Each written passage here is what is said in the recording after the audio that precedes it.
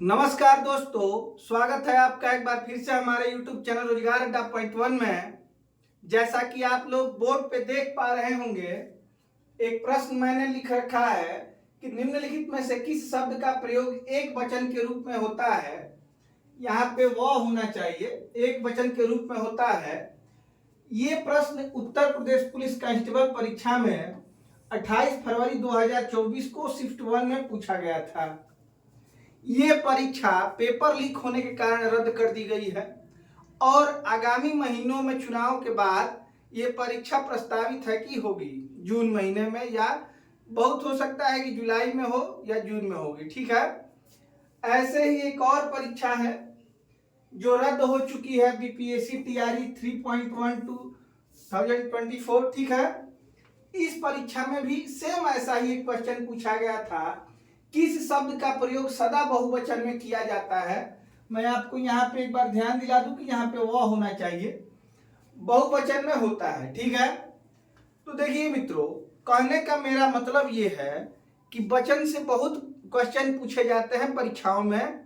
जो लोग इसको ये समझते हैं कि ये बहुत ही सरल चैप्टर है तो ठीक है, उनका मानना भी सही है, लेकिन जब आप प्रतियोगी परीक्षाओं में बैठेंगे तब आपको पता चलेगा कि इसमें कैसे कैसे प्रश्न पूछे जाते हैं।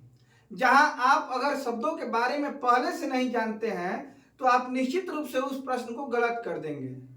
अभी की परीक्षाओं में एक एक प्रश्न इंपॉर्टेंट है। इससे संभावित जो प्रश्न है वो उससे मैं 50 ऐसे शब्द लेके आया हूं जिसमें आपको ये पता चलेगा कि इसकी कठिनता कहां तक जा सकती है।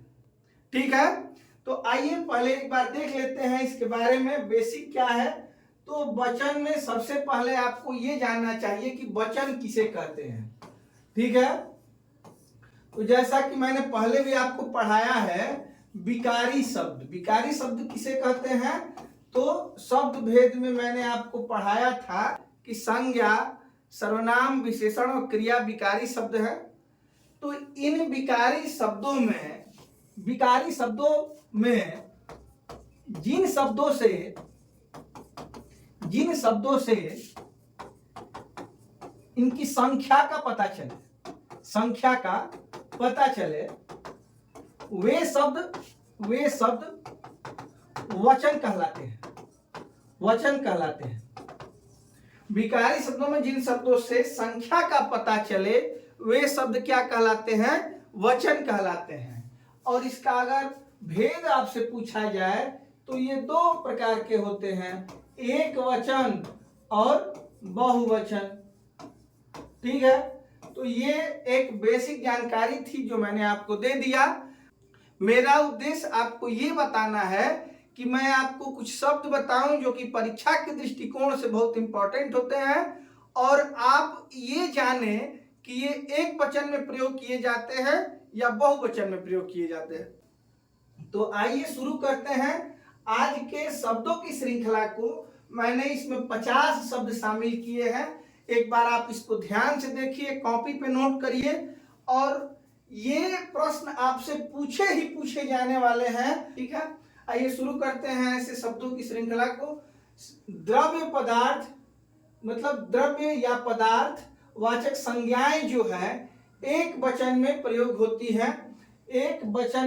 होती है। जैसे कि आपने अंग्रेजी में भी मटेरियल नाउन के बारे में पढ़ा होगा और हिंदी में भी संज्ञा में मैंने आपको पढ़ाया है द्रव्यवाचक संज्ञा या पदार्थवाचक संज्ञा। ठीक है, तो ये संज्ञाएं जैसे तेल है, घी है, पेट्रोल है, दूध है, पानी मतलब जल है, ये सब क्या है, ये सभी एक वचन में प्रयोग होते हैं। और सोना, चांदी, चाय, कॉफी, ये सभी पदार्थवाचक संज्ञाएं हैं और ये हमेशा एक वचन में प्रयोग की जाती है। ये आपको ध्यान रखना है। आगे चलते हैं, देखते हैं। देखिए, ये देखने में पांचों आपको बहुवचन की भांति दिखेंगे। पांचों शब्द बहुवचन की भांति दिखेंगे। अगर जनरली किसी से पूछा जाए कि भीड़ कौन सा वचन में प्रयोग होता है, एक वचन में कि बहुवचन में, तो जनरली सभी का जवाब बहुवचन के रूप में होता है, क्योंकि भीड़ में लोगों की संख्या अधिक होती है। ठीक है, एक से अधिक होती है, लेकिन ये अपवाद है, आप लोग इसको ध्यान रखेंगे। मैंने मोस्ट इंपॉर्टेंट में इसको रखा है। जनता एक वचन है, भीड़ एक वचन है, प्रजा एक वचन है, दल एक वचन है, सेना एक वचन है। एक इसमें आप याद रखेंगे लोग केवल बहुवचन है। तो ये शब्द हमेशा एक वचन में प्रयोग होते हैं। एक लोग इसमें मैंने लिखा है, लोग केवल बहुवचन है। तो आइए चलते हैं अगले स्लाइड पे। जैसे कि केस, बाल, रोम, रोमकूप। केस का मतलब भी बाल ही होता है, बाल आप जानते ही हैं। रोम मतलब त्वचा पे स्थित जो बाल होते हैं उसको रोम कहते हैं। और रोमकूप, रोमकूप का मतलब कि ये त्वचा पे जो बाल निकले हैं, जिस छिद्र से निकले होते हैं, इसको हम कहते हैं रोमकूप। ये सभी क्या होते हैं मित्रों?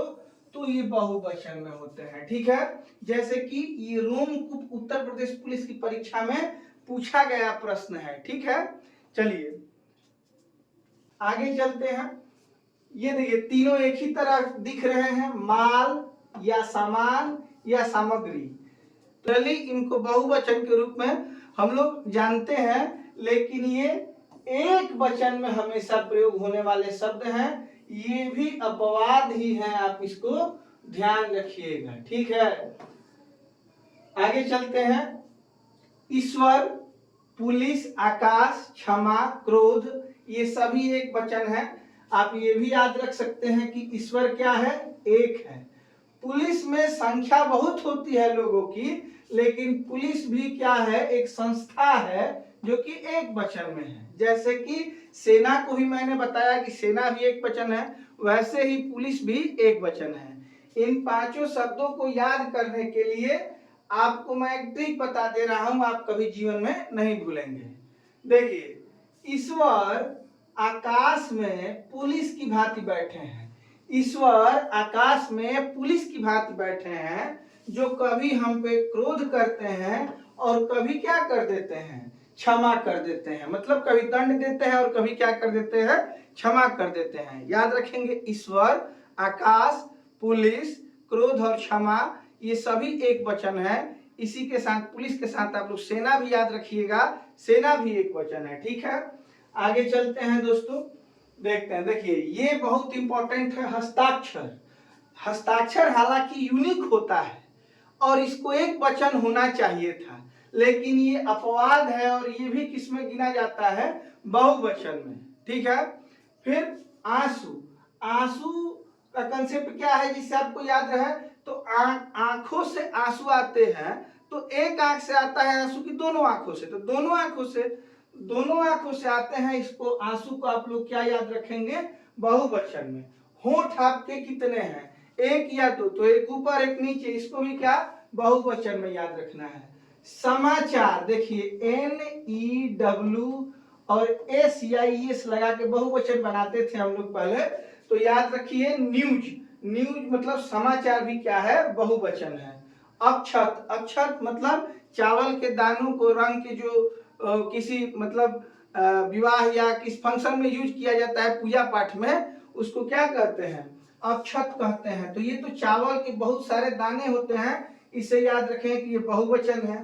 दर्शन भी याद रखना है, दर्शन क्या है? बहुवचन है, और इसको मैं मोस्ट इंपॉर्टेंट की श्रेणी में रख दे रहा हूं। आप लोग कॉपी पे नोट करिए इन सारे शब्दों को, ये निश्चित रूप से परीक्षाओं में पूछे जाएंगे। आप लोग इस बात का ध्यान रखें। आगे चले, आगे चला जाए और देखा जाए कि इसमें क्या है। देखिए प्राण, प्राण शरीर में एक होता है, लेकिन प्राण का जो एक शाब्दिक अर्थ माना गया है, प्राण का मतलब वायु को कहा जाता है प्राण। ठीक है, तो प्राण वायु को कहा जाता है और वायु हमेशा किसमें प्रयोग होगी? बहुवचन में। याद रखना है, ये सभी अपवाद हैं। प्राण को बहुवचन में प्रयोग किया जाता है। दर्शन मैंने पहले बताया था, तो फिर इसलिए लिखा हूं कि दर्शन के साथ आप दर्शक को भी याद रखेंगे। दर्शक अकेले कोई नहीं होता है, दर्शकों की भीड़ होती है, दर्शक बहुवचन में होंगे, और इसी दर्शक के वजह से आपको दर्शन भी याद रहेगा। ठीक है, अब भाग्य, भाग्य भी बहुवचन है, आशीर्वाद भी बहुवचन है। कोई आपको, कोई बुजुर्ग जिसे आप प्रणाम करेंगे, आप उसका पैर छुएंगे तो आपको एक आशीर्वाद नहीं मिलेगा, आशीर्वादों का समूह मिलेगा। इससे आपको याद रखना है कि आशीर्वाद कैसे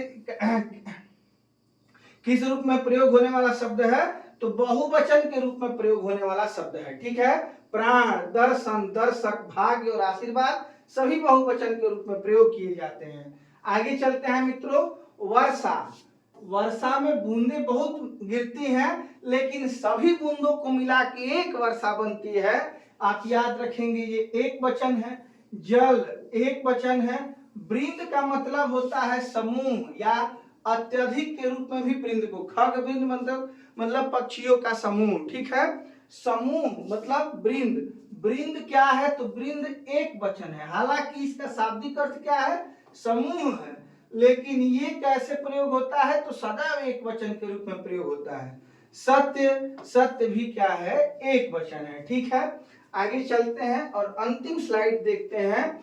हर क्या है, प्रत्येक क्या है और हर एक क्या है। ये हर प्रत्येक मतलब हर एक लड़का, हर लड़का, प्रत्येक लड़का, अगर ऐसे प्रयोग हो तो ये हमेशा किस में होता है, एक वचन में प्रयोग होता है। ये आप ध्यान रखेंगे। ठीक है।